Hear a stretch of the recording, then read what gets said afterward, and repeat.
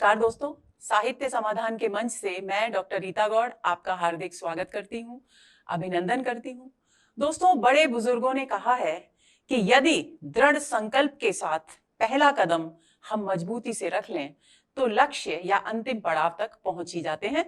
और ये जो हमारी त्वरित दोहरान श्रृंखला चल रही है, ये इस बात का जीता जागता प्रमाण है। 5 अगस्त से हमने ये श्रृंखला शुरू की थी और 2 सितंबर यानी आज का जो सत्र है वो इसका आखिरी अंतिम सत्र होगा। और हमने इतनी दृढ़ता से, इतनी संकल्प निष्ठता से इसको आगे बढ़ाया और इन 9 सत्रों में हमने पूरे के पूरे पाठ्यक्रम के महत्वपूर्ण प्रश्नों पर बात की। और ये प्रश्न मामूली प्रश्न नहीं थे, बल्कि ऐसे प्रश्न थे जिसमें एक एक प्रश्न के भीतर 4-4, 5-5 प्रश्नों के उत्तर भी छिपे हुए थे, ताकि ज्यादा से ज्यादा सूचनाएं, ज्यादा से ज्यादा कंटेंट, ज्यादा से ज्यादा प्रश्नों के उत्तर आप तक पहुंच सकें। तो आज के इस अंतिम सत्र में मैं आपका बहुत सारा स्वागत करती हूं, बहुत सारा प्यार और आशीर्वाद आपको देती हूं कि आपको इस श्रृंखला से अधिक लाभ पहुंचे और आपकी जो परीक्षा बिल्कुल निकट है उसमें आपको पूरी सफलता मिले, बल्कि कहूंगी कि आशातीत सफलता मिले, ऐसी सफलता जिसकी आपने कल्पना भी न की हो। तो चलिए शुरू करते हैं आज का सत्र। आज का सत्र हमारा दोस्तों आधुनिक गद्य पर आधारित है। हमने पिछले सत्र में आधुनिक काव्य पर बात की थी और यह सत्र आधुनिक गद्य पर आधारित है। आज के सत्र का पहला प्रश्न है, खड़ी बोली शब्द फोर्ट विलियम कॉलेज 1800 ईस्वी की टकसाल से निकलता है। खड़ी बोली के विषय में यह कथन किस विद्वान का है? दोस्तों, यदि बात आधुनिक गद्य की हो और हम फोर्ट विलियम कॉलेज की बात ही ना करें तो ये एक बहुत बेमानी सी चर्चा होगी। फोर्ट विलियम कॉलेज भले ही लॉर्ड वेलेस्ली के शासनकाल में स्थापित हुआ एक कॉलेज हो, लेकिन उसने खड़ी बोली के विकास में एक महत्वपूर्ण, एक अहम भूमिका निभाई। और ये कथन जिसके बारे में प्रश्न पूछा गया है उसके विकल्प दिए गए हैं doctor Nagendra, doctor Bachchan Singh, doctor Ramvilas Sharma और डॉक्टर नामवर सिंह। तो दोस्तों, बी विकल्प इस प्रश्न का सही उत्तर है। डॉक्टर बच्चन सिंह ने अपने इतिहास ग्रंथ का नाम दिया है हिंदी साहित्य का दूसरा इतिहास, और उसमें उन्होंने ये कथन प्रस्तुत किया है। तो आपको ये बात ध्यान में रखनी है। आंसर हुआ बी। अगले प्रश्न पर आते हैं। आचार्य रामचंद्र शुक्ल के अनुसार आधुनिक युग की महत्वपूर्ण घटना है, यानी हमें शुक्ल जी ने आधुनिक युग की महत्वपूर्ण घटना साहित्य की दृष्टि से किसे माना है, ये प्रश्न हमसे पूछा गया है और बहुत ही महत्वपूर्ण प्रश्न है। इसे आप तुरंत प्रभाव से कंठस्थ कर लेंगे। ऑप्शंस हैं ब्रज भाषा गद्य का विकास, खड़ी बोली गद्य का विकास, ब्रज भाषा का सीमित प्रयोग या राजस्थानी गद्य का विकास। तो दोस्तों, बी विकल्प इस प्रश्न का सही उत्तर है। आचार्य शुक्ल ने खड़ी बोली गद्य के विकास को आधुनिक युग की एक महत्वपूर्ण घटना माना है। उनके अनुसार जो बहुआयामी विकास हुआ साहित्य का, उसका पूरा का पूरा श्रेय खड़ी बोली गद्य के विकास को जाता है, क्योंकि जितना भी विकास हुआ काव्य के क्षेत्र में वो तो परंपरागत रूप से चलता आ रहा था, लेकिन गद्य का विकास क्योंकि इस आधुनिक युग में ही हुआ। उससे पहले ब्रजभाषा गद्य, दक्षिणी गद्य आदि प्रचलित थे, लेकिन खड़ी बोली गद्य का जो विकास था उसके द्वारा गद्य के विविध रूपों को देखने का हमें अवसर मिला। अलग अलग रूपों में निखर करके गद्य हमारे सामने आया, जैसे जीवनी, आत्मकथा, यात्राव्रत, संस्मरण, रेखा चित्र, रिपोर्टाज, ये सब इसी खड़ी बोली गद्य के विकास का परिणाम है। तो इस प्रश्न का सही उत्तर हुआ बी। अगला प्रश्न, आचार्य रामचंद्र शुक्ल ने खड़ी बोली गद्य का प्रथम प्रौढ़ लेखक किसे माना है? ये क्रम से ये तीनों ही प्रश्न बहुत महत्वपूर्ण है। अक्सर इस तरह के सवाल परीक्षाओं में पूछ लिए जाते हैं। ए दौलत राम, बी मुंशी सदासुखलाल न्याज, सी लल्लू लाल या डी राम प्रसाद निरंजनी। तो दोस्तों, डी विकल्प इस प्रश्न का सही उत्तर है। राम प्रसाद निरंजनी को आचार्य शुक्ल ने खड़ी बोली गद्य का पहला प्रौढ़ लेखक कहा है। तो आंसर हुआ डी।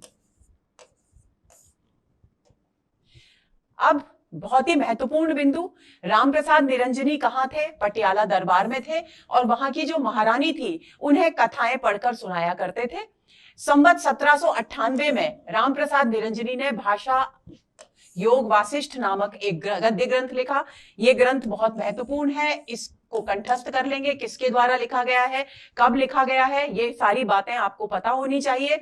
आचार्य शुक्ल ने स्पष्ट रूप से अपने ग्रंथ में लिखा है कि अब तक पाई गई पुस्तकों में यह योग वासिष्ठ ही सबसे पुराना है, जिसमें गद्य अपने परिष्कृत रूप में दिखाई देता है।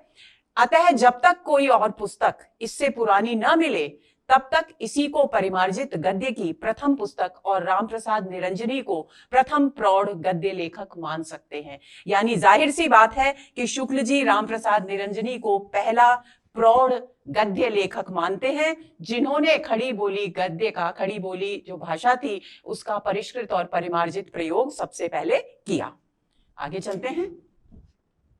भारतेंदु युग में गद्य की किस विधा के लेखन में सर्वाधिक सफलता प्राप्त हुई? अब तक के जो भी प्रश्न थे दोस्तों वो आधुनिक गद्य की, आधुनिक काल में जो गद्य का विकास हुआ यानी भारतेंदु युग से जो विकास शुरू हुआ उसकी पृष्ठभूमि पर आधारित थे। नींव के बिना कोई इमारत बुलंद खड़ी ही नहीं हो सकती। तो जाहिर सी बात है कि भारतेंदु युग में गद्य जिस रूप में हमारे सामने आया उसकी नींव उसके पहले के समय में यानी उसकी पूर्व पीठिका में निर्मित हो चुकी थी, रखी जा चुकी थी।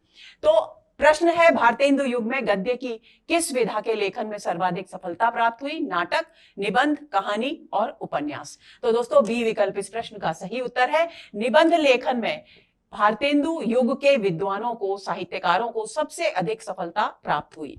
आंसर हुआ बी। डॉक्टर नगेंद्र ने अपने इतिहास में, हिंदी साहित्य के इतिहास में लिखा है कि भारतेंदु युग में सबसे अधिक सफलता निबंध लेखन में प्राप्त हुई। निबंधों का संबंध पत्र पत्रिकाओं से सीधे जुड़ा है। क्यों प्राप्त हुई इसका कारण भी डॉक्टर नगेंद्र बता रहे हैं कि निबंध लेखन का सबसे पहला सीधा संबंध जो है वो किससे जुड़ा हुआ है? पत्र पत्रिकाओं से जुड़ा हुआ है। लेखकों के सामने अनंत विषय थे।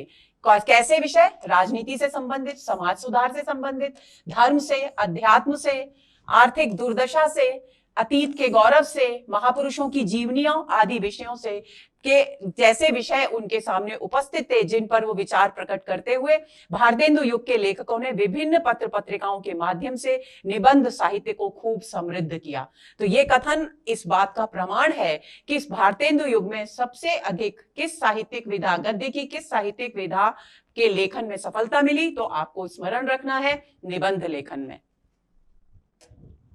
फोर्ट विलियम कॉलेज का कार्यकाल रहा ए 1800 से 1854 ईस्वी, बी 1810 से 1860 ईस्वी, सी 1802 से 1851 ईस्वी और डी 1811 से 1862 ईस्वी। तो ए विकल्प इस प्रश्न का सही उत्तर है। 1800 ईस्वी में फोर्ट विलियम कॉलेज कलकत्ता में स्थापित किया गया था और इसकी स्थापना लॉर्ड वेलेजली जो थे गवर्नर जनरल, उनके शासनकाल में हुई थी। आंसर हुआ ए। और सबसे महत्वपूर्ण बात जो आपको ध्यान में रखनी चाहिए कि फोर्ट विलियम कॉलेज भारत का वो पहला कॉलेज है जहां पर व्यवस्थित रूप से हिंदी विभाग स्थापित हुआ। तो ये बात भी आपको ध्यान में रखनी है। खड़ी बोली की प्राचीनतम गद्य रचना है रानी केतकी की कहानी, भाषा योग वासिष्ठ, चंद छंद वर्णन की महिमा और सुख सागर। तो सी विकल्प इस प्रश्न का सही उत्तर है। हम सभी जानते हैं कि चंद छंद वर्णन की महिमा जिसकी रचना कवि गंग ने की थी, ये प्राचीनतम गद्य रचना मानी गई है हिंदी साहित्य के इतिहास में। तो सी विकल्प इस प्रश्न का सही उत्तर है। अब ये जो बाकी के तीन हैं रचनाएं, उनके विषय में जानकारी रख लेते हैं क्योंकि इन पर भी प्रश्न पूछे जाते हैं। पहली बात आपको ध्यान में रखनी है कि रानी केतकी की कहानी किसने लिखी? इंशाअल्लाह खान ने लिखी। और संवत 1800। अब मजेदार बात क्या है दोस्तों? मजेदार बात यह है कि इन रचनाओं के निश्चित रचनाकाल हमको मिलते ही नहीं। तो अनुमानित तौर पर जो निर्धारित किया गया है, शुक्ल जी ने अपने इतिहास ग्रंथ में जो निर्धारित किया है उसी को आधार बनाकर यहां ये बिंदु प्रस्तुत किए गए हैं। तो रानी केतकी की कहानी इंशाअल्लाह खान ने लिखी और संवत 1855 से संवत 1860 के मध्य लिखी, यानी इन वर्षों के बीच में ही इसकी रचना की गई। चंद छंद वर्णन की महिमा कवि गंग ने अकबर के शासनकाल में लिखी और अकबर का शासनकाल ये यहाँ संवत में इसलिए दिया गया है क्योंकि सारी तिथियां संवत में हैं। तो इसको अगर हम करें तो 1556 से 1605 ईस्वी होता है अकबर का शासनकाल। तो 1500 यानी 1613 से 1662 के बीच लिखी, यानी रानी केतकी की कहानी बाद की रचना है। भाषा योग वासिष्ठ निरंजनी ने 1798 संवत में लिखा, यानी ये भी इसके चंद छंद वर्णन की महिमा के बाद की रचना है। और सुख सागर सदासुख लाल नियाज ने सन 1803 से 1881 के मध्य लिखा, क्योंकि यही उनका जीवन काल है। तो जीवन काल में ही कोई व्यक्ति रचना लिख सकता है, इसका कोई निश्चित रचना काल हमें प्रामाणिक तौर पर ज्ञात नहीं होता। तो स्पष्ट है दोस्तों कि चंद छंद वर्णन की महिमा जो है, कवि गंग जो कि अकबर के दरबार में थे, उन्होंने वो हिंदी गद्य की पहली रचना मानी जाती है। लेकिन आपको इसके साथ क्या ध्यान रखना है कि प्राचीनतम गद्य रचना तो है कवि गंग की चंद छंद वर्णन की महिमा, और परिष्कृत गद्य का प्रयोग की जो रचना है वो है रामप्रसाद निरंजनी कृत भाषा योग वासिष्ठ। दो भिन्न बातें हैं, एक में साधारण गद्य का प्रयोग है जो कवि गंग ने लिखी, और एक में परिष्कृत गद्य का प्रयोग है, खड़ी बोली गद्य का प्रयोग है जो रामप्रसाद निरंजनी ने लिखी। रामप्रसाद निरंजनी कौन थे? पटियाला दरबार में थे, और जो महारानी को कहानियां पढ़कर किस्से सुनाया करते थे। तो ये बिंदु आपको ध्यान में रखने हैं। आगे चलें। निम्नलिखित में से कौन सा विकल्प सुमेलित नहीं है? म्यूनिसिपैलिटी के कारनामे महावीर प्रसाद द्विवेदी, कछुआ धर्म चंद्रधर शर्मा गुलेरी, सच्ची वीरता सरदार पूर्ण सिंह, दांत काशीनाथ खत्री। तो डी विकल्प इस प्रश्न का सही उत्तर है। शेष तीनों रचनाएं बिल्कुल सुमेलित हैं, यानी म्यूनिसिपैलिटी के कारनामे ये निबंध हैं, तीनों चारों ये निबंध हैं दोस्तों। तो म्यूनिसिपैलिटी के कारनामे महावीर प्रसाद द्विवेदी की रचना है, कछुआ धर्म गुलेरी जी की है, सच्ची वीरता सरदार पूर्ण सिंह की है, लेकिन दांत काशीनाथ खत्री की नहीं, प्रताप नारायण मिश्र की रचना है।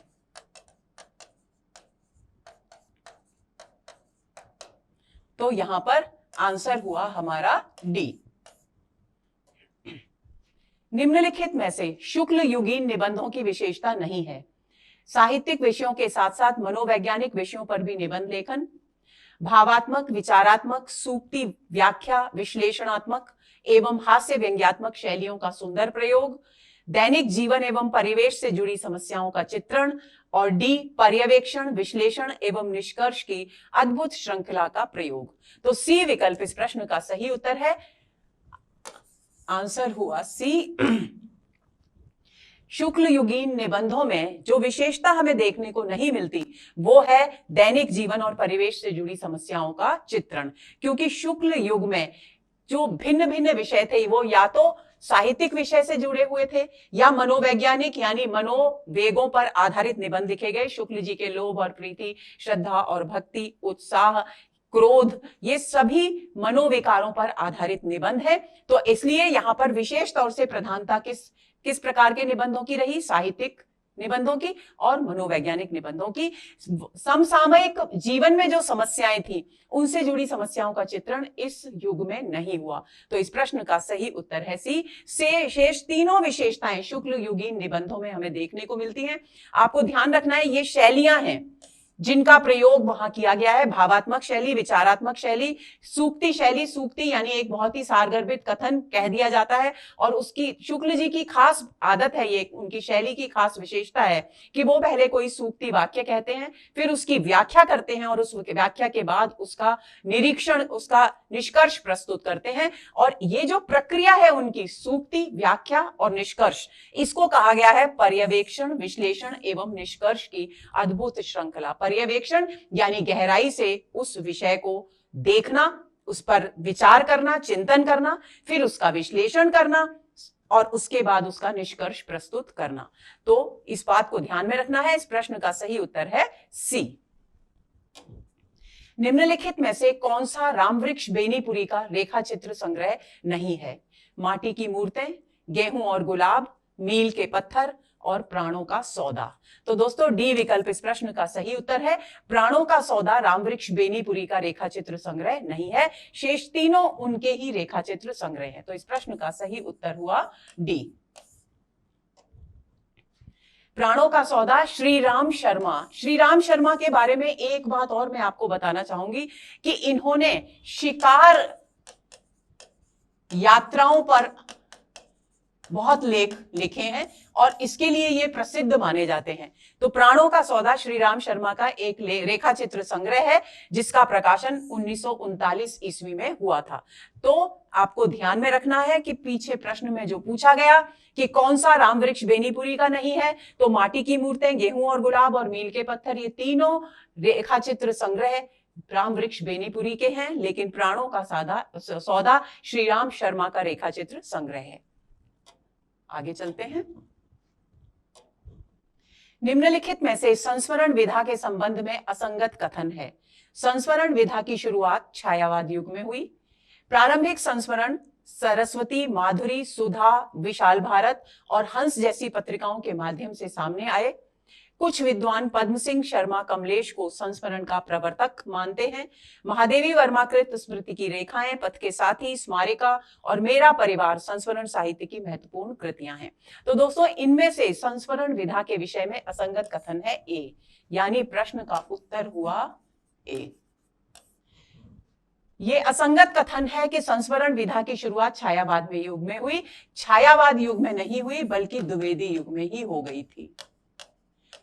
छायावाद युग में आकर तो संस्मरण अपने विकास के चरम पर पहुंचे। जितने खूबसूरत संस्मरण छायावाद युग में लिखे गए, उतने और किसी युग में नहीं लिखे गए। और खास तौर से इस बात का श्रेय महादेवी वर्मा को दिया जाता है, क्योंकि उनके संस्मरण वाकई अद्वितीय हैं। बाकी सभी संस्मरणों की विशेषताएं हैं। प्रारंभिक संस्मरण किन किन पत्रिकाओं में? सरस्वती, माधुरी, सुधा, विशाल भारत, हंस जैसी पत्रिकाओं में प्रकाशित हुए। बिल्कुल सही है। पद्म सिंह शर्मा कमलेश को संस्मरण का प्रवर्तक माना जाता है, यह भी सही है।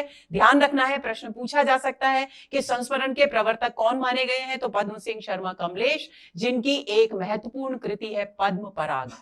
महादेवी वर्मा का स्मृति की रेखाएं, पथ के साथी और स्मारिका, मेरा परिवार, ये सभी संस्मरण साहित्य की महत्वपूर्ण कृतियां हैं। ये सारे कथन पूरी तरह से सही हैं। 3 कथन सही हैं और एक ही असंगत है। आगे चलते हैं। निम्नलिखित कृतियों को उनके रचनाकारों के साथ सुमेलित कीजिए। ये कृतियों के नाम है और ये रचनाकारों के नाम है। अनुमोदन का अंत, पद्म पराग, शिकार, हमारे आराध्य और जिंदगी मुस्कुराई। तो दोस्तों, अनुमोदन का अंत ये निबंध है महावीर प्रसाद द्विवेदी का। सबसे पहले आएगा 3। पद्म पराग अभी मैंने चर्चा कर ही दी है, पद्म सिंह शर्मा कमलेश का। फिर आएगा 4। शिकार मैंने अभी ये भी बता दिया आपको, अपनी शिकार यात्राओं के लेखन के लिए श्री राम शर्मा विशेष प्रसिद्ध है, तो शिकार हो गया। अब आएगा 1। इसके बाद हमारे आराध्य, ये आएगा बनारसी दास चतुर्वेदी। और जिंदगी यानी आएगा 2, और जिंदगी मुस्कुराई 5। कूट में क्रम क्या होना चाहिए? 3 4 1 2 5। चलिए देखते हैं। 3 4 1 2 5, बी विकल्प इस प्रश्न का सही उत्तर है। आंसर हुआ बी। अगला प्रश्न, अब ये देख लीजिए, इसके वर्ष भी, प्रकाशन वर्ष भी देख लीजिए। कई बार प्रश्न इसलिए पूछा जाता है कि निम्नलिखित रचनाओं का सही काल क्रमानुसार सही क्रम क्या है। अनुमोदन का अंत 1905 ईस्वी में प्रकाशित हुआ। महावीर प्रसाद द्विवेदी इसके रचनाकार। पद्म पराग 1929 में प्रकाशित हुआ, पद्म सिंह शर्मा कमलेश की रचना है। शिकार 1936 में प्रकाशित, श्री राम शर्मा की रचना है। हमारे आराध्य 1952 में, बनारसी दास चतुर्वेदी। और जिंदगी मुस्कुराई 1953 में, कन्हैया लाल मिश्र प्रभाकर। तो ये इनका क्रम है, इसको भी आप कंठस्थ कर लेंगे। असंगत चरण बताइए। मिट्टी के पुतले राम वृक्ष बेनीपुरी, पथ के साथी महादेवी वर्मा, पुरानी स्मृतियां नए स्केच प्रकाश चंद्र गुप्त, स्मृतिकण सेठ गोविंद दास।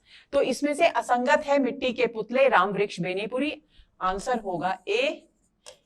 शेष सभी रचनाएं सुमेलित हैं। पथ के साथी रचना है महादेवी वर्मा की, पुरानी स्मृतियां नए स्केच है प्रकाश चंद्र गुप्त की रचना, और स्मृतिकण है सेठ गोविंद दास की। सबसे महत्वपूर्ण बात यह है कि मिट्टी के पुतले राम वृक्ष बेनीपुरी की नहीं, बल्कि प्रकाश चंद्र गुप्त की ही कृति है।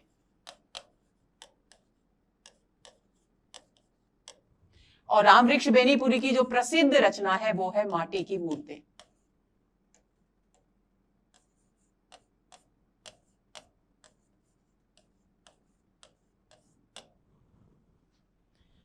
तो इस प्रश्न का सही उत्तर होगा ए।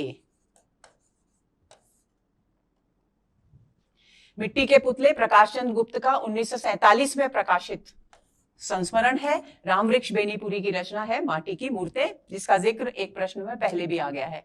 अगला प्रश्न, हिंदी की पहली कहानी लेखिका है चंद्र किरण सोनरेक्षा, बंग महिला, होमवती देवी, चंद्रमुखी ओझा।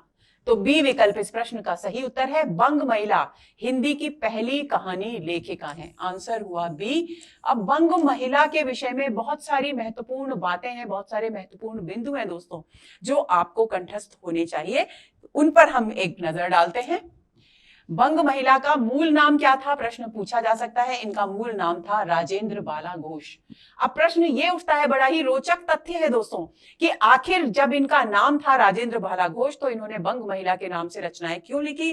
क्योंकि उस समय के बंगाली समाज में स्त्रियों को पढ़ने लिखने की अनुमति नहीं थी, और ऐसी स्थिति में जो भी स्त्रियां अक्षर ज्ञान प्राप्त करती थी, शिक्षा प्राप्त करती थी, वो चोरी छिपे किया करती थी। और ऐसी स्थिति में कोई एक स्त्री अपनी रचनाएं लिखे और अपने नाम से प्रकाशित हो तो ये बहुत ही तूफान खड़ा कर देने वाली बात थी। यही कारण है कि राजेंद्र बाला घोष ने बंग महिला के नाम से अपनी रचनाएं लिखी।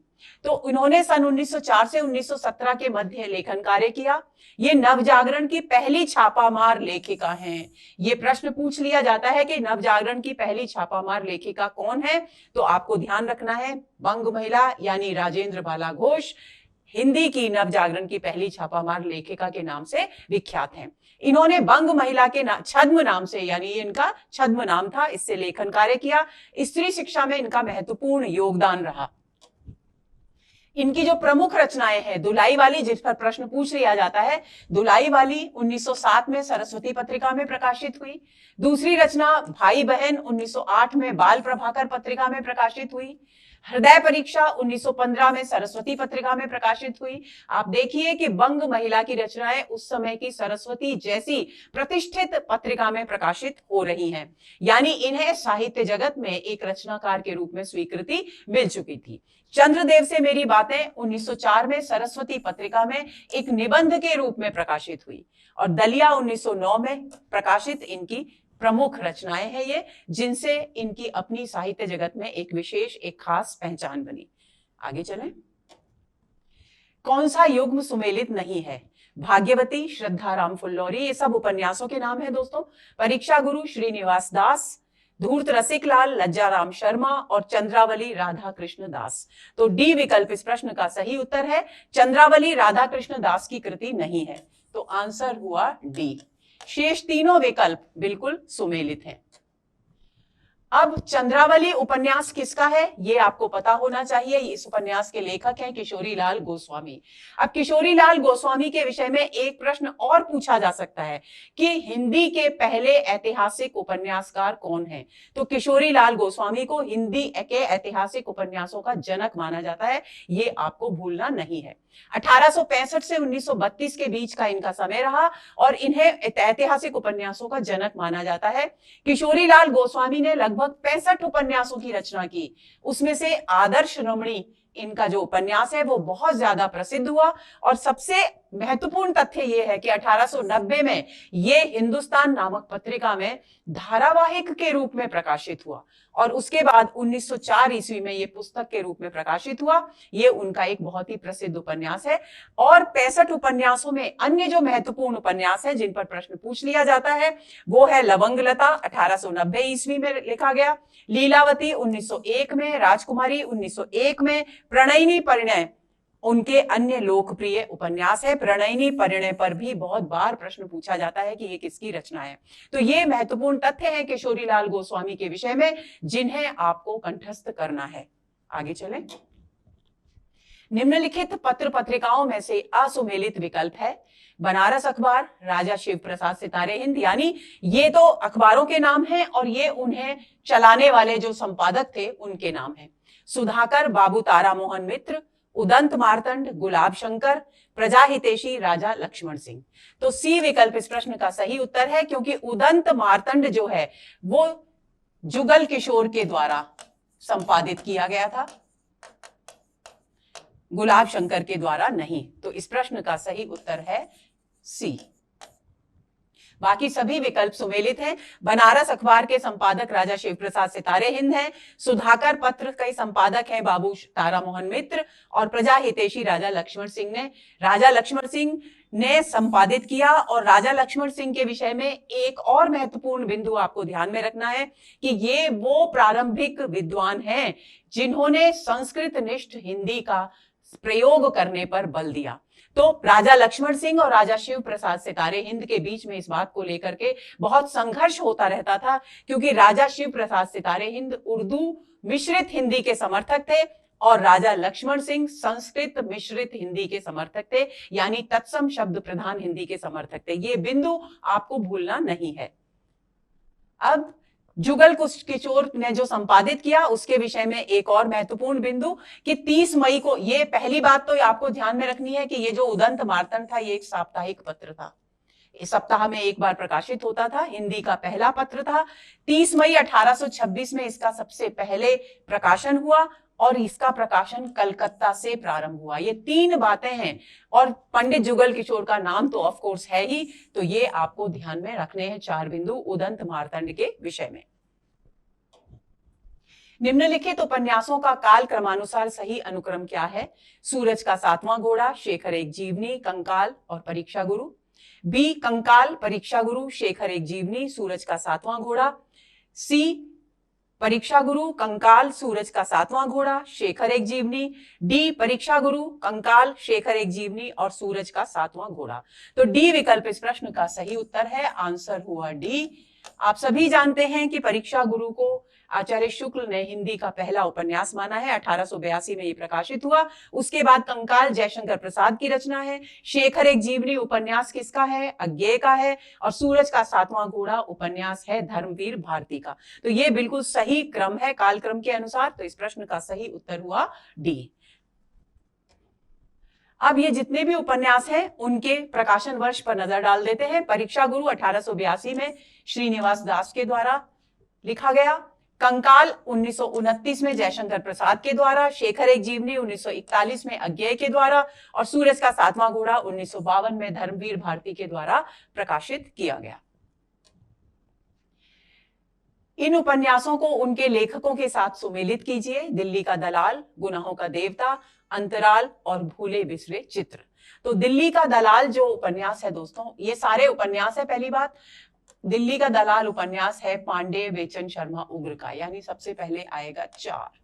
गुनाहों का देवता है धर्मवीर भारती का बहुत ही प्रसिद्ध उपन्यास, 5। अंतराल है मोहन राकेश का, 1। और भूले बिसरे चित्र है भगवती चरण वर्मा का, 3। यानी 4, 5, 1, 3 आपको कूट में देखना है। 4, 5, 1, 3 यानी ए इस प्रश्न का सही उत्तर है। आंसर हुआ ए। मानस का हंस नामक उपन्यास किसके जीवन पर आधारित है? ए गोस्वामी तुलसीदास, बी अमृतलाल नागर, सी महर्षि वाल्मीकि, डी मर्यादा पुरुषोत्तम राम। तो दोस्तों ए विकल्प इस प्रश्न का सही उत्तर है। ये मानस का हंस उपन्यास तुलसीदास जी के जीवन पर आधारित है। तो ये किस प्रकार का उपन्यास है? ये है जीवनी परक उपन्यास।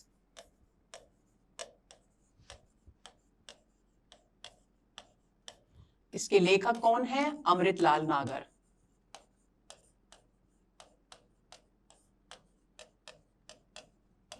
तो इस प्रश्न का सही उत्तर हुआ ए। आचार्य रामचंद्र शुक्ल ने हिंदी का पहला उपन्यास माना है। इसकी चर्चा तो एक प्रश्न में मैंने पहले ही कर दी। ए दुर्गेश नंदिनी, बी देवरानी जेठानी की कहानी, सी भाग्यवती और डी परीक्षा गुरु। तो डी विकल्प इस प्रश्न का सही उत्तर है। आंसर हुआ डी। 1882 में प्रकाशित कृति है। आचार्य शुक्ल ने हिंदी का पहला उपन्यास 1882 में प्रकाशित श्रीनिवास दासकृत परीक्षा गुरु को माना है। हिंदी के प्रथम मौलिक उपन्यास से संबंधित अन्य मत है, वो भी आपको पता होने चाहिए। देवरानी जेठानी की कहानी 1870 ईस्वी में पंडित गौरी दत्त के द्वारा लिखा गया ये उपन्यास, और इसको हिंदी का पहला उपन्यास मानते हैं डॉक्टर गोपाल राय।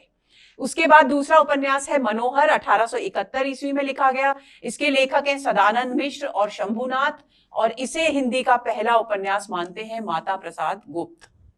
उसके बाद तीसरे नंबर पे है भाग्यवती 1877, श्रद्धा राम फुल्लौरी ने लिखा और विजय शंकर मल्ल इसे हिंदी का पहला उपन्यास मानते हैं। तो शुक्ल जी के मत के अलावा आपको ये 3 मत और कंठस्थ कर लेने हैं, ताकि यदि इन पर भी प्रश्न आए या कौन सा सुमेलित नहीं है या कौन सा असंगत है, इस तरह का प्रश्न आए तो आप उसका सही उत्तर दे सकें। इनमें से कौन ललित निबंधकार नहीं है?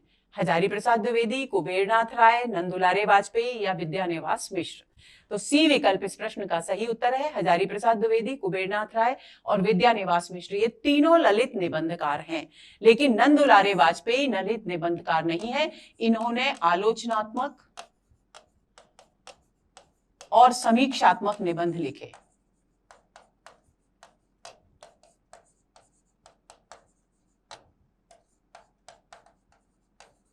यानी इस प्रश्न का सही उत्तर हुआ सी। अगले प्रश्न पर आते हैं। निम्नलिखित कहानी आंदोलनों को उनके प्रवर्तकों के साथ सुमेलित कीजिए। यहां कहानी आंदोलन है, बहुत ही महत्वपूर्ण प्रश्न है, और यहां पर है उनके प्रवर्तकों के नाम, तो सुमेलित करना है। सचेतन कहानी, सहज कहानी, अकहानी, समानांतर कहानी, समकालीन कहानी और सक्रिय कहानी। तो दोस्तों सचेतन कहानी के प्रवर्तक हैं महीप सिंह, तो पहला होगा 4। फिर सहज कहानी के प्रवर्तक हैं अमृत राय, फिर होगा 3। अकहानी के प्रवर्तक हैं गंगा प्रसाद विमल, फिर आएंगे 2। समांतर कहानी के हैं कमलेश्वर, फिर आएंगे 6। और समकालीन कहानी के हैं राजेंद्र यादव, फिर आएंगे 5। और सक्रिय कहानी के हैं राकेश वत्स, फिर आएगा 1। 4 3 2 6 5 1। देखते हैं 4 3 2 6 5 1, यानी ए विकल्प इस प्रश्न का सही उत्तर है। तो आंसर हुआ ए। अब इनके विषय में थोड़ी और जानकारी। सचेतन कहानी महीप सिंह कब प्रवर्तन किया? सचेतन कहानी का 1964 में। सहज कहानी अमृत राय ने 1968 में प्रवर्तित की। अकहानी गंगा प्रसाद विमल ने 1960 में प्रवर्तित की। समांतर कहानी कमलेश्वर ने 1971 में, और ये दोनों जगह समांतर कहानी हो गया है, समकालीन है ये। समकालीन कहानी राजेंद्र यादव ने 1986 और सक्रिय कहानी राकेश वत्स ने 1989 में किया। तो ये आपको बिंदु ध्यान में रखने हैं। तो अगला प्रश्न है दोस्तों, निम्नलिखित कहानियों को उन्हें प्रथम कहानी मानने वाले विद्वानों के नाम के साथ सुमेलित कीजिए।